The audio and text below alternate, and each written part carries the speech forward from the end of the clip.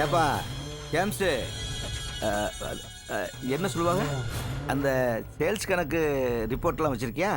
எல்லாம் ரெடியா இருக்கு sir. According to last month and this month. Yo sorry sir, தெரியாம. உன் நாக்கில் சூடு போட்டால் கூட நீ அடங்க மாட்டாயா? ஏயா இப்படி இங்கிலீஷ்லேயே பேசுனேன்னா கஸ்டமருக்கு எப்படியா புரியும்? ஏதோ வெள்ளக்காரங்க மீன் ஓடி போயிட மாட்டேன். அறிவு கட்டவன தமிழ்ல பேசுன்னு எத்தனை தடவை உன்கிட்ட சொல்லியிருக்கேன். Sorry sir. அதை இங்கிலீஷ்லேயே சொல்லு. மன்னிச்சிருங்க சார். நீ எல்லாம் திருந்தவே மாட்டேயா? சரி சரி, அந்த சேல்ஸ் எம்பிட்டுன்னு சொல்லு. போன மாசத்தை விட சேல்ஸ் கம்மியா இருந்தாலும் மொத்த பிரான்ச்சோட சேல்ஸ் பெர்சன்டேஜ் வச்சு பார்த்தா. யோ நிறுத்தியா, எங்கிட்ட போய் பிரசன்டேஷன் பேசிட்டுலாம் இருக்காத. நான் போட்ட முதலுக்கு லாபமா நட்டமா அதை சொல்லு முதல்ல. பிரசன்டேஷன் யோ பதில் பேசியா? ஏன் அப்படி மங்கினி மாதிரி உட்காந்துக்கிட்டு இருக்க? நஷ்டம் தான் சார். எம்பிட்டு? 18 லட்சம் சார்.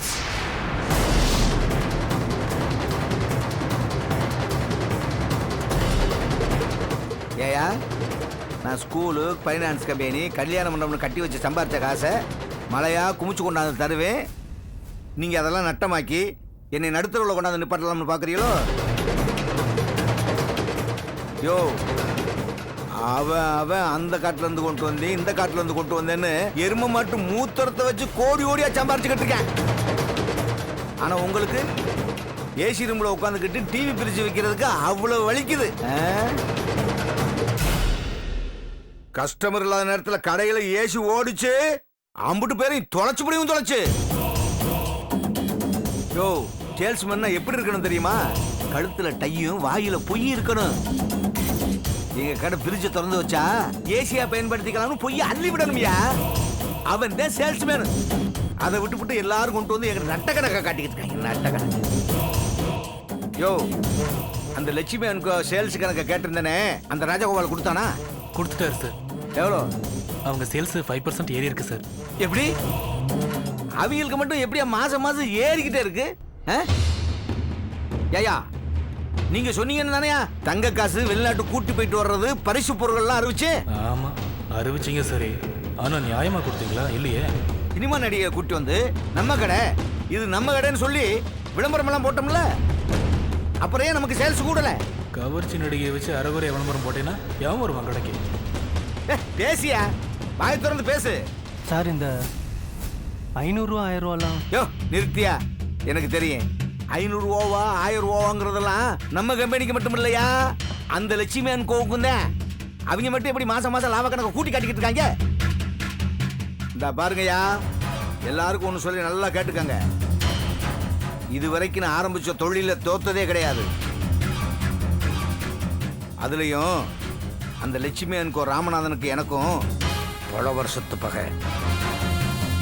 அவனால எனக்கு ஏற்பட்ட இழப்பு ஈடு செய்ய முடியாத இழப்பு. அவன் இந்த தொழில தோக்கடிச்சு அவ குடும்பத்தை நடுத்தரவுல கொண்டாந்து நிப்பாட்டுற வரைக்கும் என் மூச்சு அடங்காது.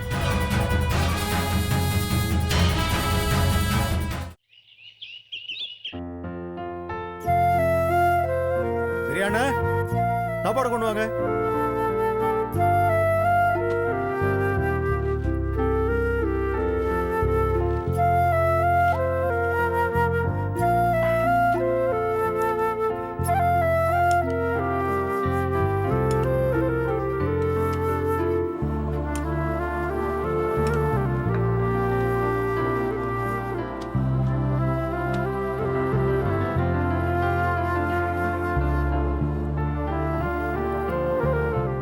உப்பு கம்மியான மாதிரி இருக்கு. அண்ணா உப்பு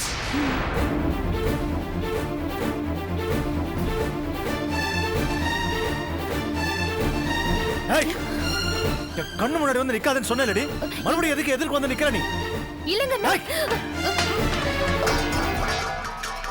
ஒரு வார்த்தை ஏதாவது பேசுன நீ அவ்வளவுதான்.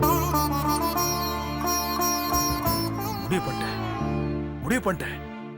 நீ ரொம்ப தப்பானவன முடிவு பண்ணிட்டேன். எதுக்காக உன்னை நம்ப போறதில்ல. முகத்துல கூட முடிக்க கூடாது. எவ்வளவு தைரியம் இருந்தா வீட்டுல இருக்கிற நகையெல்லாம் டூப்ளிகேட் நகைய மாத்தி வச்சு என்ன முட்டாளாக்கி இருப்ப. ஏய், நகையை ரெடி பண்ண நகை என்ன பண்ண? உன் அப்பா அம்மா கிட்ட தானே கொடுத்த. எங்க கிட்ட இருக்கிற சொத்தை எல்லாம் திருடி உன் பிறந்த வீட்டுல தானே கடத்தி வச்சிருக்க.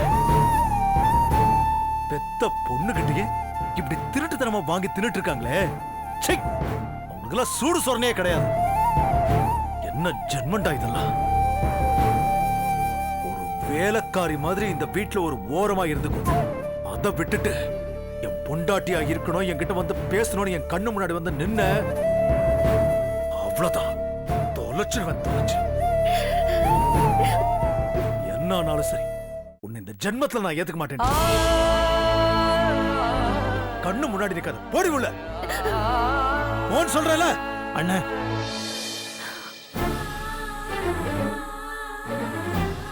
அண்ணிய திட்டாதண்ணா. டேய், உனக்கு இவளை பத்தி தெரியாது. இவ எவ்வளவு பெரிய சதி வேலை பண்ணிருக்கா தெரியுமா? பொய், பித்தலாட்டம், ஃப்ராட் தரும் மொத்த உருவமே இவதான்டா. சரியான நயவஞ்சகம் முடிச்சவ. உடம்பு பூரா விஷம். இவளை திட்டுன்னு சப்போர்ட் பண்ணி இவளுக்கு இரக்கம் காட்டாதடா. இவகிட்டலாம் இரக்கம் காட்டினா இருக்கிற எல்லாரையும் சாகடிச்சிட்டு தான் இவ சாவா. அண்ணா அண்ணா அண்ணா அண்ணா தயவுசெய்து வார்த்தையை விடாதண்ணா. என்ன நடந்தது, ஏது நடந்தது? ஏய், அல்லா, அண்ணா உனக்கு என்ன நடந்தது தெரியாதுண்ணா. தெரியாம நீ பேசாதண்ணா. தம்பி, இது எங்களுக்குள்ள நடக்கிற பிரச்சனை. புருஷன் பொண்டாட்டிக்கு நடுவுல நீ தலையிட வேண்டாம். இல்ல நீ, நான் பேசுவேன். இல்ல தம்பி, நான் தப்பு பண்ணிருக்கேன். அவரு என் புருஷன். என்னை திட்டுறதுக்கான எல்லா உரிமையும் அவருக்கு இருக்கு. நீ பேசாம போ நாகராஜ். எதுக்கு நீ நான் பேச முடியும்? பேசாமல இருக்க முடியாது. இதுக்கு மேலேயும் நான் பேசாம இருந்தேன்னா என்னை விட ஒரு கேவலமானவனும் மட்டமானவனும் உலகத்தே இருக்க மாட்டான். நான் பேசுவேனே, நீங்க விடுங்க. அண்ணா இல்ல தம்பி. என்ன அண்ணி, உங்களை கெஞ்சி கேட்கறேன். நீ உங்க காலை வேணா ஊந்து கேட்கறேன். ப்ளீஸ் அண்ணி, என்ன பேச விடுங்க. என்ன உன் பிரச்சனை? என்னத்துக்கு நீ தேவையில்லாம டென்ஷன் ஆகல அப்பா பண்ணி கத்துனுக்குற? உனக்கு முதல்ல என்ன நடந்துச்சுன்னு தெரியுமா? இந்த மாதிரி நகை விஷயத்துல அண்ணி மேல ஒரு தப்பும் கிடையாது. நீ நினைக்கிற மாதிரி அவங்க ஒரு ஃப்ராட் வேலையும் பண்ணல. ஃப்ராட் வேலை பண்ணது யார் தெரியுமா? நானு.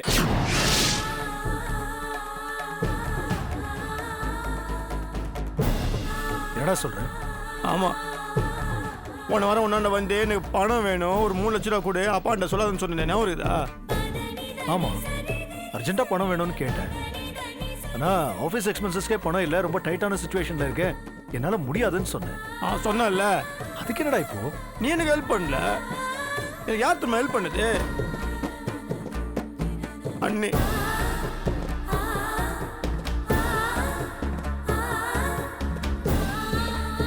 இந்த மாதிரி அவங்களெல்லாம் ஒன்றும் வந்து பண்ணல. நான் தான் அவங்கள போய் கேட்டேன். எனக்கு அர்ஜென்ட்டாக பணம் வேணும் அண்ணன்ட்ட கேட்டேன். அண்ணன் இல்லைன்னு சொல்லிடுச்சு.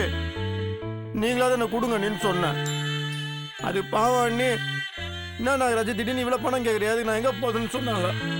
இல்லை நீ பணம் எல்லாம் கூட பரவாயில்ல, நீங்கள் என்ன நகையா கொடுத்துருங்க, நான் 2 மாதம் கழிச்சு உங்களுக்கு திருப்பி கொடுத்துறேன்னு நான் தான் சொன்னேன். ஆனால் அந்த விஷயத்தை உங்கள்கிட்ட சொல்லக்கூடாதுன்றதும் நான் தான் சொன்னேன். அண்ணி பாவம், உனக்கு தெரியாம இந்த விஷயம் பண்ணக்கூடாதுன்னு ரொம்ப வருத்தப்பட்டாங்க, ரொம்ப யோசிச்சாங்க தெரியுமா. அப்புறம் நான் தான் அவங்கள ரொம்ப கம்பல் பண்ணி, இல்லை நீங்கள் கொடுக்க போகிற பணம் என் ஃப்ரெண்டோட உயிரை காப்பாற்றுறதுக்காக தான், நீங்கள் தான் எனக்கு எப்படியோ ஹெல்ப் பண்ணணும்னு அவங்க காலை வந்து கெஞ்சு அதை குறையா கேட்டேன். அவங்க ஏமால இருக்க இறக்கத்தில் தான் அந்த நகையை கொடுத்தாங்க. இந்த பாருண்ணா, அண்ணி ஆனது நகையை வாங்கினது நானே. நகை கேட்டு நீ சத்தம் போடுவேன் பயந்து தான் அதே மாதிரி டூப்ளிகேட் நகை பண்ணி அண்ணியாண்ட நான் கொடுத்தேன். நீ நினைக்கிற மாதிரி அண்ணி உன அந்த நகையை எடுத்து அவங்க அப்பா அம்மாக்கெல்லாம் ஒன்றும் ஹெல்ப் பண்ணல. அண்ணி எனக்கு தான் ஹெல்ப் பண்ணாங்க. இப்போ என்னால் தான் உன்னால திட்டு வாங்கினுக்கிறாங்க.